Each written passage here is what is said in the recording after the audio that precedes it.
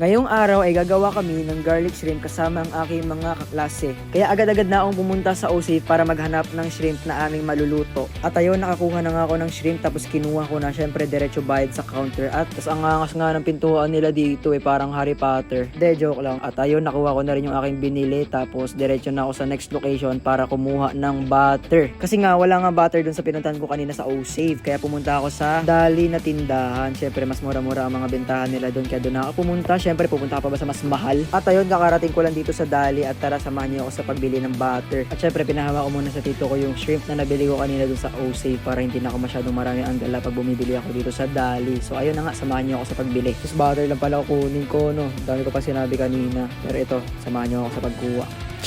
Pumila na rin ako para magbayad ng kinuha kong butter dito sa counter. Tapos tignan mo yung mga ibang nag-order doon. Ang daming dala. Tapos ako isang piraso lang na butter, pare. Anyways, ilabas na natin yung ating mahiwagang pambayad. Tapos ganun lang ang bilis magbigay ng sukli ni ate. Parang si The Flash. De, joke lang.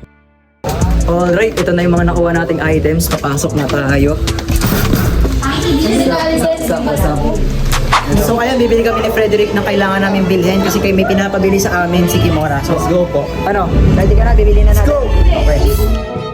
Guys, bili kayo ng oyster sauce. Tapos, tomato paste. Yung sakto lang. Yan sa tindahan po. Pabili po. May tomato paste tayo. Tsaka ano pa po? Oyster sauce. Yun. Yun lang, no? Okay.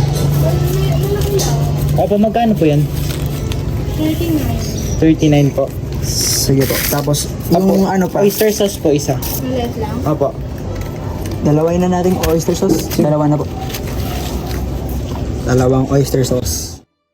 At dahil kompleto na ang aming mga recipes na aming binili, at si Kimora naman yung naghihiwa rito. At siya na rin yung naghihimay ng mga shrimps na nabili ko kanina sa OSAFE. Ayan o, napakasipag yan. Kaya pag naghahanap kayo ng mga maid, ito na yung i-book nyo. De, joke lang. At ito naman si Raylene Bautista na naghuhugas pa ng kamay para maghimay ng shrimp. Awa daw po kasi siya sa isa naming kasamang maghimay ng shrimp. At naglagay na si Frederick ng butter sa lutuan para matunaw na ito. Tapos sabay buhos ng bawang at buhos ng oyster sauce. Tapos sabay halu-haluin para mas maging masarap. At sa wakas, ibubuhos na namin yung shrimp. Ayan, ang sarap. Tapos halu-haluin ulit. At ayan na nga po, para nga pong sardinas yung aming niluluto. Kaso nga lang yung sa amin shrimp, hindi tuna. Tapos sabay halo-halo lang ulit para mas maging masarap. At sa wakas, luto na rin yung aming garlic shrimp na niluto. At para malaman namin kung totoong masarap, ay naisipan kong ipatikim itong luto namin sa aking tito na kasama ko kanina. Okay yung logo.